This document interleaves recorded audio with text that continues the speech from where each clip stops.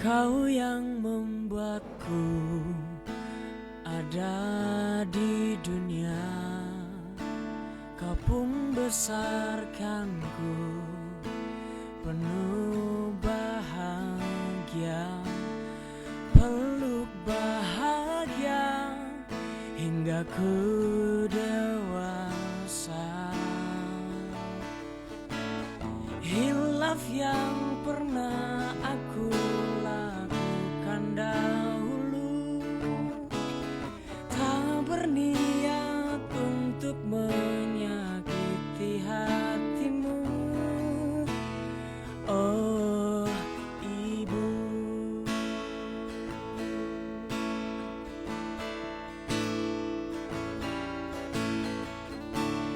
cintamu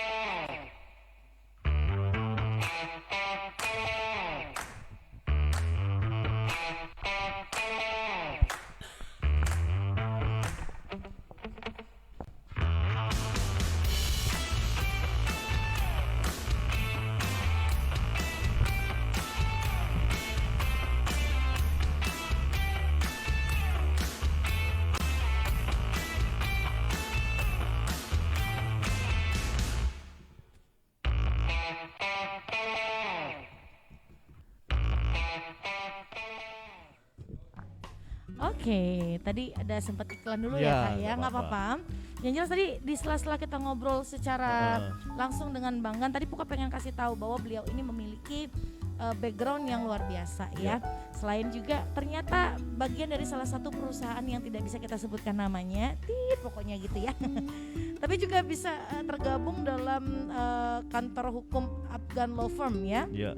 Partneran ya di situ ya, kayak Iya, berarti nggak partner sendiri ya. betul. Dan juga kalau ngelihat dari bentukannya ini ya, ternyata beliau merupakan model di zamannya. Merupakan finalis Bujang Gadis Kampus Sumsel 2007, tepuk tangan dong. Ternyata dulu sempat Gak ikut nyangka kan Mbak, pageant ya. Iya, sempet lah itu. Oke. 2007 waktu itu, waktu masih kuliah ya. Oke. Nah, ngomongin soal kuliah, kita akan langsung masuk ke inti pertanyaannya. Karena dari sekian banyak fakultas, memang udah cita-cita pengen jadi pengacara kah? Atau ya udah deh pokoknya pengen kalau lulus SMA udah masuk hukum aja. Jadi sebetulnya nggak cita-cita dari awal Mbak ya. Cita-cita dari awal apa kalau boleh Cita tahu? dari awal itu ya pokoknya Jadi bisa model kerja aja? aja lah, gitu. Atau jadi model gitu kan. Nah, jadi waktu itu kenapa saya memilih di Fakultas Hukum? Karena saya pikir gimana sih caranya supaya kuliah cepat selesai dan nggak ketemu hitung-hitungan. Nah, jadi waktu menghindari hitung-hitungan, menghindari hitung-hitungan. Akhirnya waktu itu ada pilihan, ada dua, saya mau pilih masuk ekonomi atau hukum. Tapi saya lihat ekonomi ini kayak ini masih ketemu yang namanya akuntansi kan, hitung-hitungan. Iya, Makanya jadi saya pilih, saya putuskan makanya masuk di Fakultas Hukum dan kuliah di Stipada. Di Stipada waktu Iya. itu. Dan ternyata menemukan kenyamanan di bidang hukum ini kayaknya Sebetulnya pada saat kuliah belum Mbak ya, karena kita Belum. kan kuliah itu kan hanya sebatas teori. Tapi begitu lulus kuliah, kemudian diterima bekerja, nah disitulah baru mulai akhirnya lama-lama kok semakin menarik gitu loh, semakin kita tekuni, semakin ada hal-hal yang unik loh kan? unik gitu. Unik ya, maksud Puka menyenangi sesuatu yang mungkin tidak banyak orang Iya, tahu. Segi seksinya hukum di mana sih Kak? Jadi gini Mbak, Kepo, Kak. jadi kalau dalam ilmu hukum itu kan seorang sarjana hukum itu dituntut dia mempunyai kemampuan penalaran hukum. Jadi terhadap sebuah masalah dia harus mampu menganalisa, mengolah, itu yang dinamakan kalau dalam ilmu hukum itu legal reasoning. Jadi penalaran hukum. Contoh gini Mbak, saya kasih satu contoh. Misalkan ada dua premis. Satu premis misalkan menyatakan si A berjanggut. Kemudian premis kedua, kambing berjanggut. Nah, kesimpulannya, apakah kita harus bilang bahwa si A ini kambing? Oh Kan iya, tidak. seru Nah, ya. kayak gitu. Jadi seorang sarjana hukum itu harus dituntut punya kemampuan penalaran dalam terhadap dua permasalahan untuk nanti ditarik kesimpulannya itu masuk logika kayak gitu. Betul. Nah, Oke, saya memahami itu sekarang. Baik, ini dikenal dengan istilah kelakar hukum atau kelaker hukum. Iya. Itu gimana sih, itu slogan dari Bang Gan sendiri atau Iya. gimana? Jadi kelaker hukum itu jadi saya waktu kuliah itu yang saya paling ingat itu salah seorang pendekar hukum yang dimiliki Indonesia itu almarhum Adnan Buyung Nasution. Yes, Itu Bang Buyung pernah bilang seperti ini, sebagai kaum terdidik kita punya kewajiban agar masyarakat ini mempunyai kesadaran hukum yang tinggi, melek hukum sehingga hukum itu menjadi budaya. Nah, dari situ sekitar saya sudah 12 tahun lah berkecimpung di dunia hukum ini. Sudah 12 tahun akhirnya Lama juga ya? dengan hukum yang sifatnya itu sendiri dinamis. Nah, gimana sih supaya hukum ini itu tidak dianggap oleh masyarakat umum atau sekarang ini di masa milenial ini itu tidak dianggap sebagai sesuatu hal yang menakutkan. Betul, yang tabu lah ya. Yang tabu, ditakutin, terus atau dihindari. Nah, makanya saya coba akhirnya muncullah itu kelakar hukum yang merupakan ya kalau di Palembang ini kan kita sering kelakar gitu. Kelakar. Jadi saya kira kelakar hukum ini seru juga nih kalau saya buat akronim kelakar hukum, kenal, akrab dan care dengan hukum atau peduli dengan hukum. Dan saat ini waktunya kita akan mengenal lebih akrab tentang hukum ini ya. Gak usah panjang lebar ya, maksudnya Puka nggak akan bahas hukum secara pelik, tapi yang berkaitan dengan milenial aja deh. Kira-kira hukum milenial apa yang kakak bisa sampaikan? Nah, jadi sebetulnya tanpa kita sadari, sejak kita lahir ini kita sudah bersentuhan dengan hukum, Mbak. Nah, sekarang ini mungkin anak-anak milenial sekarang ini kan lagi rame nih beberapa waktu yang lalu, yang ghosting lah, PHP. Oh suka nih bahas ya kan? ini, maju dikit Kita selama ini, Terus, nah kita oh, itu selama bisa ini, dapat hukum? jadi gini Mbak, mungkin selama ini kita Tolong ya didengarinnya yang di rumah ya, yang suka ghosting, yang suka PHP, ini ada hukumnya. Hati-hati ente. Nah, jadi gini, jadi misal contoh nih, ini contoh Mbak ya, contoh saya kasih satu hal, contoh terkait ghosting atau PHP. Kita selama ini mungkin baru tahu sekarang, rame nih ghosting, padahal Iya. ghosting itu atau PHP itu sudah diatur dalam hukum positif atau hukum Cak, yang mana berlaku di hukumnya negara dong? Nggak kita. tahu dulu kan? Nah, jadi kita di Indonesia ini ada yang namanya Kitab Undang-Undang Hukum Perdata atau Oke. KUH Perdata. Nah, ini warisan Belanda yang itu diadopsi di Indonesia itu tahun sekitar 1848. Oke. Nah, jadi di salah satu pasalnya, ya ini pasal 58, di situ mengatur seperti ini pada intinya. Nah, jadi sebetulnya seseorang yang memberikan janji untuk menikahi ya seseorang lain, itu tidak bisa dituntut di muka persidangan sepanjang rencana pernikahan itu belum diumumkan. Jadi artinya kalau misalkan sekarang anak-anak muda sekarang, lu PHP-in gua nih, nanti gua tuntut segala macam. Nah, sepanjang itu belum diumumkan, atau misalkan udah undangan sudah dikirim, atau misalkan keluarga besar sudah tahu, tetangga kanan kiri sudah tahu, sudah persiapan udah mau nikah, mungkin udah mesen catering, udah mesen gedung, nah ternyata salah satunya misalkan ingkar janji, kabur, atau tiba-tiba kenal sama yang lain gitu, akhirnya nggak jadi nikah. Nah di situ bisa dianggap melakukan perbuatan melawan hukum, dan sudah ada beberapa putusan pengadilan terkait hal itu. Dan juga mungkin saya tambahkan satu lagi, kenapa PHP atau ghosting itu yang sudah terjadi di beberapa kasus yang ada di Indonesia ini bisa muncul di persidangan. Nah ini sebetulnya nggak hanya dia PHP saja Mbak, dia udah janji mau menikahi terus dia ingkari itu. Nah, bukan itu saja, jadi ada beberapa kasus mereka sudah tinggal satu rumah, belum diikat dalam suatu ikatan perkawinan yang sah, baik secara hukum negara maupun agamanya. Jadi ternyata di milenial ini juga bisa ya memiliki kekuatan hukum. Ya, kalau misalnya ingin menikah tadi apabila sudah diumumkan, nanti undangan sudah tersebar, tiba-tiba dia hilang, itu ada kekuatan hukumnya. Tapi kalau cuma sekedar pacaran biasa ya udahlah. Udahlah gitu. Sepanjang ya tidak bertentangan dengan kepentingan umum ataupun kesusilaan. Nah, seperti itu. Oke, kalau itu kan itu termasuk dalam, kita pernah dengar perjanjian pranikah itu nggak sih Kak? Oh iya, perjanjian itu pranikah. Gimana dengan perjanjian pranikah itu? Kalau misalnya sekarang, apalagi khususnya Palembang ya, Sumatera Selatan, kayaknya itu masih belum hal yang begitu, tabu lah. Iya, masih belum begitu melekat di masyarakat Sumatera Selatan. Bahkan mungkin bisa dibilang, apa sih nggak perjanjian pranikah, cak takut nian. Nah, cak mana itu Kak?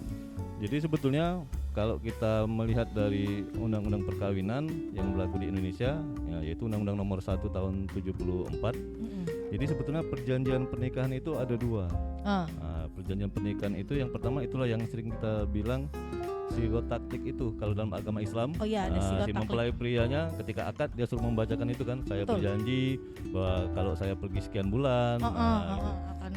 Itu satu. Terus yang kedua itu ada yang namanya perjanjian, kalau dikatakan sih perjanjian pernikahan ya, artinya bukan perjanjian pranikah sih. Jadi perjanjian pernikahan yang substansi dari perjanjian itu adalah untuk mengatur kedudukan harta yang diperoleh sebelum menikah, dan yang kedua kedudukan harta yang didapat secara bersama setelah menikah. Kapan perjanjian itu bisa dibuat? Perjanjian itu bisa dibuat sebelum pernikahan itu dilakukan, atau saat pernikahan itu sudah terjadi ya. Nah nanti seperti tadi Mbak Buka bilang bahwa itu kan masih hal yang tabu nih di negara kita ataupun di daerah kita, Palembang khususnya ya. Nah tapi sih sebetulnya takut nih jadi sebetulnya itu untuk memberikan kepastian hukum sih, memberikan kepastian hukum terhadap kedudukan harta masing-masing. Karena kadang-kadang contoh nih, case yang sering terjadi misalkan Ya. suami istri tadi dia tidak mempunyai perjanjian pernikahan tadi ya, Ya. terkait harta tadi. Kadang-kadang saya pernah dapat case suami istri mereka mendirikan PT. Oh, oke, Nah, oke, gitu. oke. Suami istri mendirikan PT. Nah, ketika ternyata pernikahan mereka itu ada konfliknya, ada masalah, sehingga bercerai kayak gitu. Nah, jadinya tumpang tindih. Karena apa? Karena kalau PT itu kan dia didirikan oleh minimal 2 orang. Nah, dan kedudukan harta atau modal PT itu kan terpisah nih dari harta si pemilik modalnya. Ya. Harta PT dan pemilik modalnya itu terpisah. Nah, ketika misalkan suami istri tadi dia tidak punya perjanjian pranikah tadi yang mengatur secara tegas posisi harta masing-masing antara suami dan istri. Nah, itu itu ketika nanti si PT itu mengalami permasalahan, nah, maka harta dari si suami istri tadi itu juga bisa dipermasalahkan dan itu pertanggungjawabannya sampai ke harta pribadi mereka kayak gitu. Nah, berarti dalam artian sebenarnya perjanjian pranikah ini tidak perlu ditakuti ya. Iya, betul. Bahkan dia bisa menjadi kayak pagar gitu ya. Pengaman lah ya. Tapi itu kan kita kembalikan lagi ke masyarakat ya kan. Artinya kalau artinya hukum negara kita sudah memberikan ruang untuk itu seperti itu. Betul. Dan Sudah artinya, ada ya. Sudah ada. Dan Itu kalaupun kena biaya tidak, nggak sih Kak? oh enggak. Oh iya ya. Misal nih kan case-nya sekarang sama Makna WO. Makna WO pun di ini ya sekarang ya ada dilindungi sama ada badan hukumnya ya.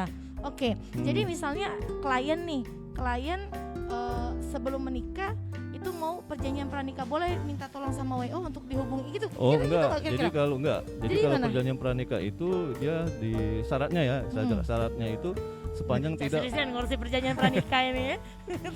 Jadi kalau perjanjian tidak galak kelebu 2 kali.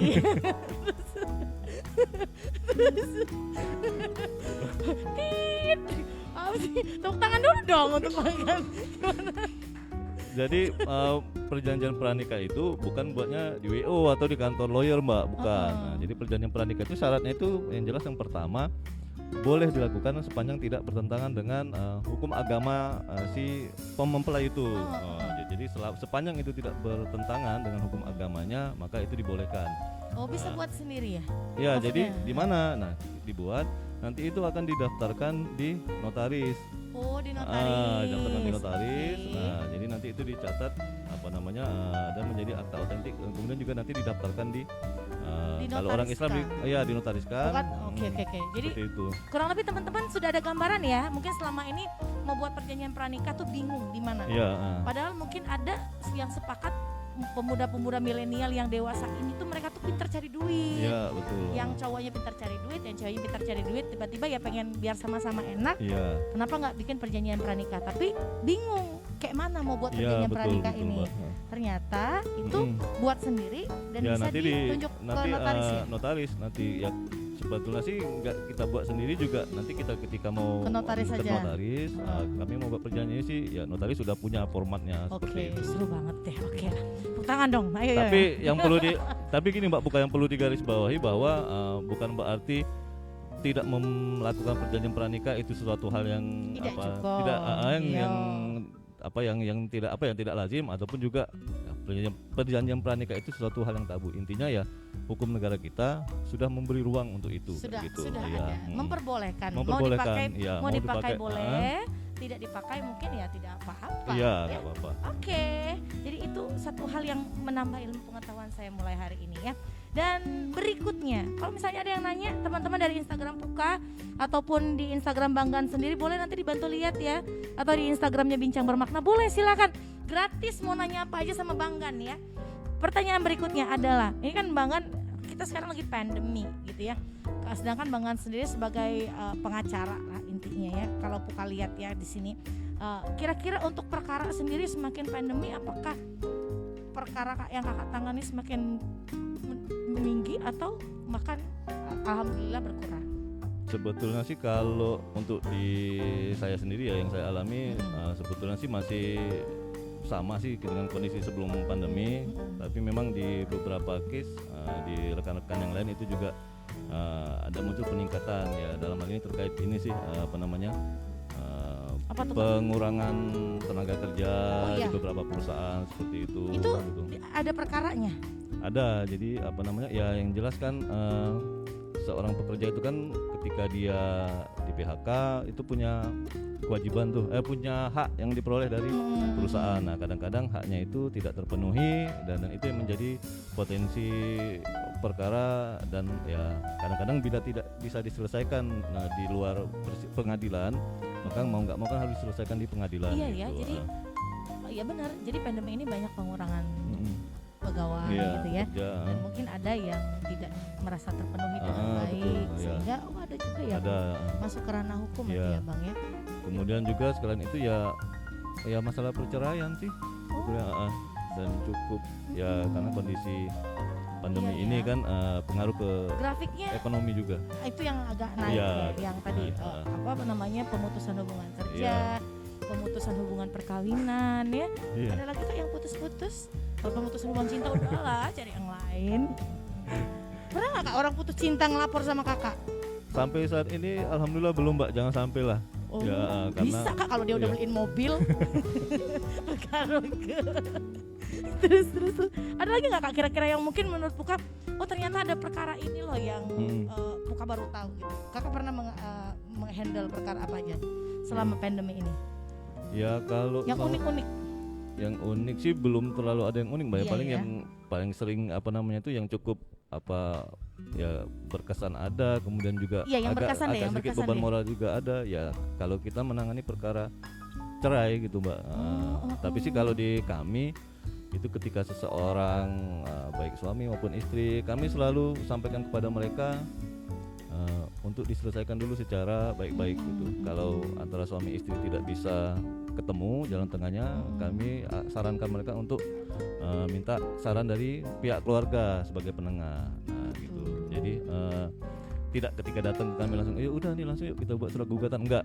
Jadi kalau kami Tidak ada itu bersejar ujung tidak Mbak, tidak bersejar kata orang Palembang tuh. Tidak dong, tetap dikasih dulu Tetap solusi-solusinya. Nah, ketika misalkan sudah jalan apa namanya mediasi tidak ketemu antara kedua belah pihak pun melibatkan keluarga juga tidak ketemu, nah baru itu kan jalan terakhir. Karena juga kalau seandainya sudah tidak ada harmonisasi lagi antara suami istri juga, itu kan nanti dampaknya juga tidak baik. Satu, kepastian hukumnya juga tidak ada Mbak. Nah jadi ketika misalkan sudah tidak bisa disatukan lagi, jalan cerai yang harus diambil, nah makanya salah satunya harus mengajukan gugatan cerai ke Sebenarnya pengadilan. sebagai pengacara itu ada beban moral juga Oh ya. pasti Mbak, kalau itu jadi beban Yang moral. Perkara yang paling nggak enak yang pernah kakak tangan itu adalah perkara apa? Ya itu Mbak, perkara cerai. Kalau perkara saya cerai ya, kalau karena memutus hubungan itu ya. perkara cerai satu, terus satu lagi kalau perkara pidana. Jadi satu juga pernah saya nangani itu si klien itu dia diduga melakukan tindak pidana gitu, pemalsuan. Nah padahal dia orang nggak mampu gitu, orang nggak mampu. Jadi ya kita tetap dampingin. Nah ya cukup yang memprihatinkan karena ketika sampai proses persidangan kemudian diputus, si klien tersebut tetap dinyatakan bersalah oleh hakim, dan itu ya satu sisi Beban juga ya. beban juga gitu, cuman Baik. Dan satu hal yang menarik yang pengen Puka tanyakan mumpung lagi sama pengacaranya. Sekarang kan marak medsos. ya betul, Dengar-dengar Mbak. lapor ke macam mana itu kira-kira pas saya melapor ke ya? Sebetulnya Merasa gini, Mbak, tersinggung, laporin deh, masuk status padahal kan bukan ngomongin dia misalnya ya. Udah gemuk nian, tersinggung. Pas ada itu kita lapor ke misalnya. jadi sebetulnya gini Mbak, kita perlu tahu dulu itu kan diatur dalam undang-undang ITE itu. Nah, ya UU ITE. Jadi ya. sebetulnya filosofi undang-undang ITE itu hanya mengatur untuk informasi dan transaksi elektronik. Gimana Seperti tuh Kak? itu. Mungkin Nah, ini jadi satu hal yang ketika lagi misalkan ini kan lagi seksi. musim apa ya, belanja online nih, apalagi Iya, kondisi pandemi. Nah, medsos. ketika misalkan Mbak udah pesan barang, udah transfer, ternyata barang nggak dikirim sama si penjual. Nah, sebetulnya di situ sih filosofinya kenapa undang-undang ITE ini lahir gitu. Oh gitu, justru karena penipuan yang online apa ya. jadi apa namanya apa namanya jadi untuk memberikan kepastian hukum terhadap permasalahan yang terjadi dalam transaksi elektronik kayak gitu. Nah, satu itu. Terus misalkan lagi tiba-tiba dalam Mbak ada ini notifikasi SMS nih masuk ke saldo Mbak uang sekian ratus juta gitu. Iya.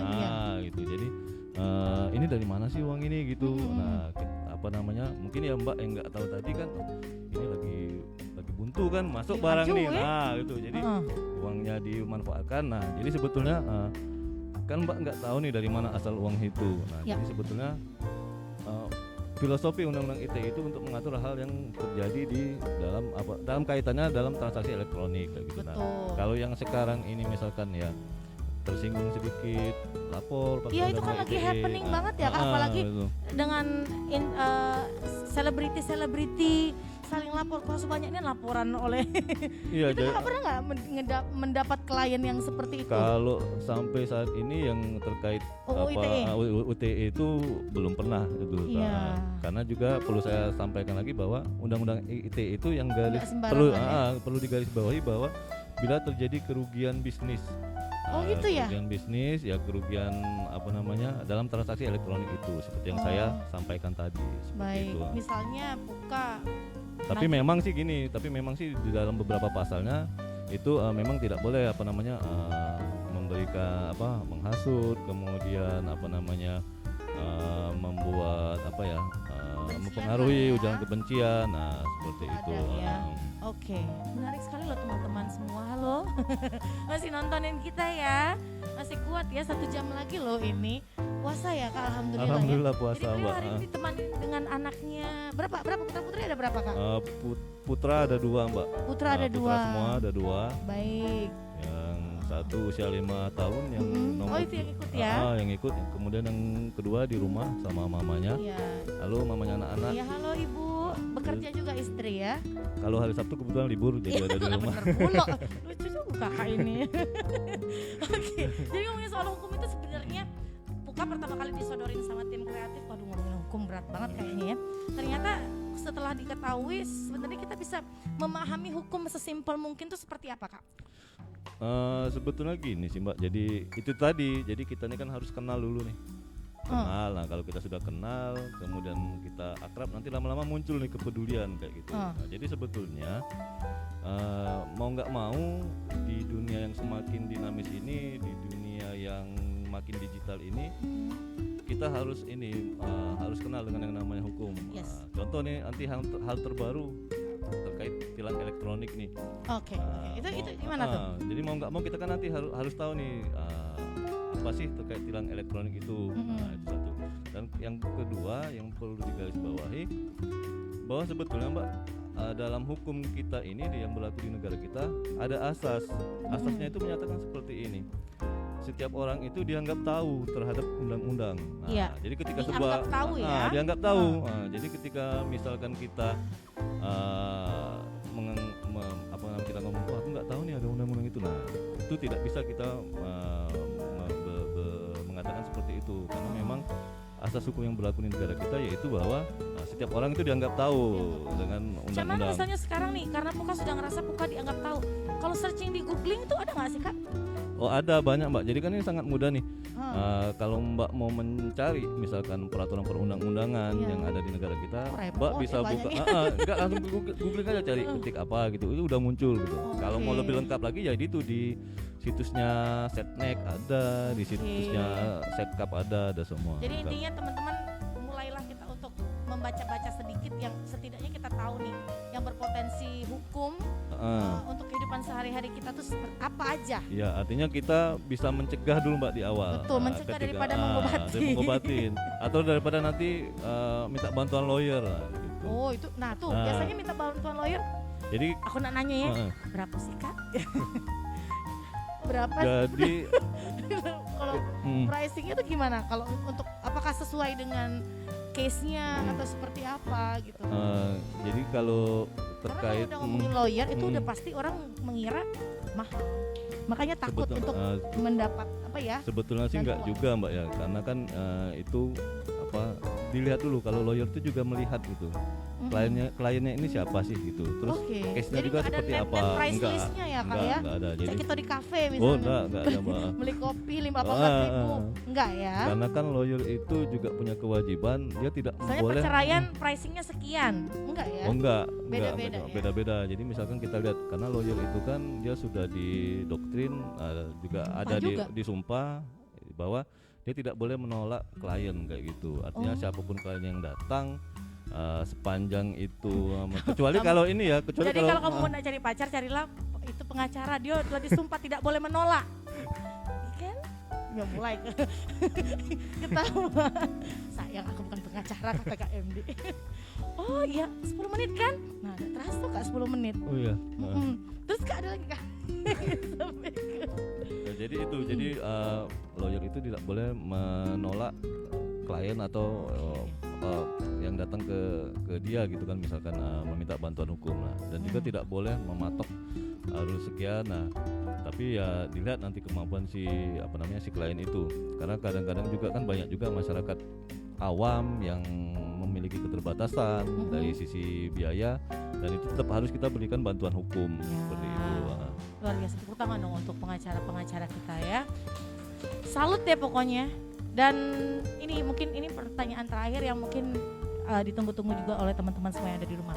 Ini kan pelaku bisnis startup untuk dewasa ini, untuk milenial saat ini, itu perlu nggak sih paham hukum? Oh, itu penting banget sih Mbak, harus tahu. Karena kayak gini ya, di era yang makin digital ini apa sih gunanya? Iya kan? Pertama si pelaku bisnis yang baru mulai tadi, minimal dia punya dua, yaitu pertama. Apalagi yang join ya? Nah, apalagi yang join, jadi dia pertama untuk mengantisipasi masalah hukum yang mungkin terjadi di kemudian hari. Kemudian yang kedua, untuk menghindari supaya ciri khas atau keunikan usahanya itu tidak ditiru oleh orang lain. Iya. Contoh kayak kemarin kan mungkin yang pernah kita dengar terkait merek. Iya. Salah satu artis artis terkenal gitu kan, ya. dan produknya itu. Nah, jadi itu sebetulnya tujuannya. Jadi ketika sudah memahami tujuan itu, maka nanti hal-hal yang lain itu akan mengikuti. Contoh misalkan dia akan lebih care nih, dia mau mendirikan usaha, bentuk usaha apa sih yang cocok ini yang akan saya jalanin. Kemudian juga nanti mungkin dia akan melihat atau lebih aware tentang perizinannya gitu. Untuk misalkan mau buka usaha rumah makan nih, apa sih perizinan yang harus dipenuhi seperti itu. Terus yang ketiga, melindungi hak atas kekayaan intelektual. Contoh nih, ini kayak bincang bermakna nih udah didaftarkan belum merek. Nah, nanti nggak tahu, nanti kan diserobot orang muncul potensi itu Mbak. Nah, jadi boleh lah Kak Erin. Ayo kita daftar. Antisipasi dulu kayak gitu.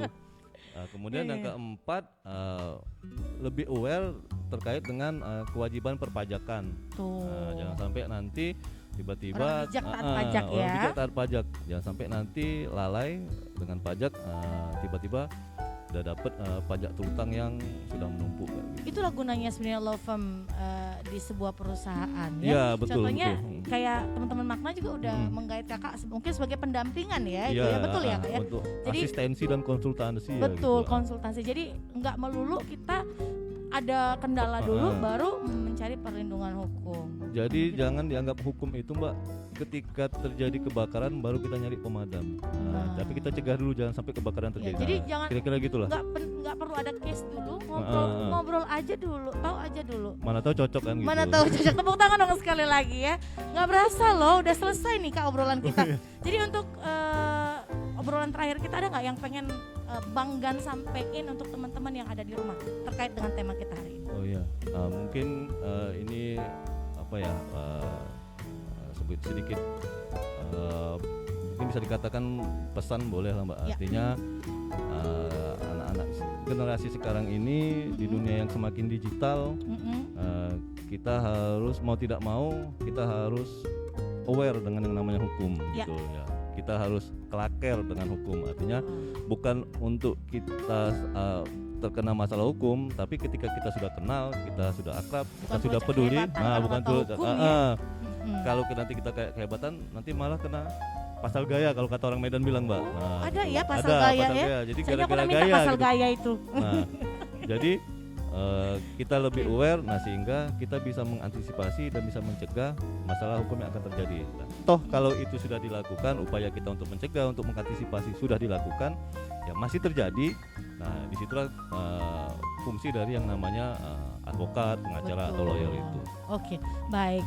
Bincang bermakna volume 29 dengan tema hari ini yuk bekelaker hukum berakhir dengan luar biasa. Tepuk tangan sekali lagi dong untuk Kak Ferdian Ganesha, sarjana hukum. Intinya adalah teman-teman semua bahwa hukum itu akan menjadi menarik apabila kita tahu, ya. Jadi mulai dari saat ini jangan takut untuk mengetahui lebih dalam hukum Ya, betul, itu Mbak. seperti apa Ya. gitu ya, dan mulailah lebih lebih mengenal sebenarnya apa yang bisa kita dapatkan Ya, betul. dari kehidupan kita sehari-hari. Misalnya yang ingin menikah boleh dipahami tentang perjanjian pranikah Ya. ya, ataupun dalam kehidupan sehari-hari berlalu lintas dan lain sebagainya, itu bisa didapatkan ilmunya dengan berbicara dengan teman-teman Ya. pengacara yang ada di Palembang Ya, ini. betul, Untuk Mbak. itu sekali lagi tepuk tangan untuk Bang Gan, luar biasa, terima kasih udah hadir. Ya, sama-sama, Gak Mbak berasa Puka. udah Ya. 50 menit kita ngobrol ya. Kalau misalnya pengen tanya-tanya bisa main ke Instagramnya Bang Gan. Iya. Apa nama Instagramnya Bang? Afgan_law firm. Ya, Afgan_law firm. Kalau Pakai misalnya B ya, bukan pakai F. oh Afgan bukan Afgan, kalau Afgan tuh ada lagunya di sini ya nanti ya. Afgan_law firm. Boleh tanya kalau Ya, di Mbak. Instagram gratis, kalau nak lanjut bayar. Untuk itu terima kasih sekali lagi. Puka akan mengucapkan terima kasih banyak untuk yang sudah terlibat atas hadirnya bincang bermakna hari ini. Untuk makna wedding, ada makna store, ada kompografi. Ingat aku tepuk tangan untuk MD. Ada Java, susahnya aku nak ngafalkannya ya. Dan pastinya juga ada kantor hukum Afgan Law Firm yang sudah Ya, Mbak. bersedia hadir hari ini. Ada Kak Safda Kak Safda Java, ada Yuda Rizab tadi ya yang sudah memberikan lagu-lagunya. Ada apa? Iya pasti tenang. Walaupun hari ini nggak ada. Ada teman-teman dari Kopi Jeddah Senja, Oma Kopi Rupa, ada Putra Sakti Desain ya, betul ya. Ada Trikora Indah Residence, ada siapa lagi, Mbak Ayu Lutfi. Ada siapa lagi yang belum sebut? Udah semua ya. Ya tahu bahasa Abimanyu. Terima kasih banyak. Jangan lupa bahwa selama bulan Ramadan kita ada Ramadan bermakna. Itu kita hadir 1 minggu 2 kali, di hari Rabu jam 5 sore dan di hari Sabtu jam 4 sore. Jangan kemana-mana, mantep aja di rumah nontonin kita. Ya pokoknya Rabu Sabtu insya Allah akan ada hal yang bermakna yang kita bagi bersama. Untuk kita tutup sore hari ini. Sampai jumpa lagi dengan bincang bermakna hari Rabu. Sampai jumpa, dadah. Terima kasih, Ya, Kak Afgan.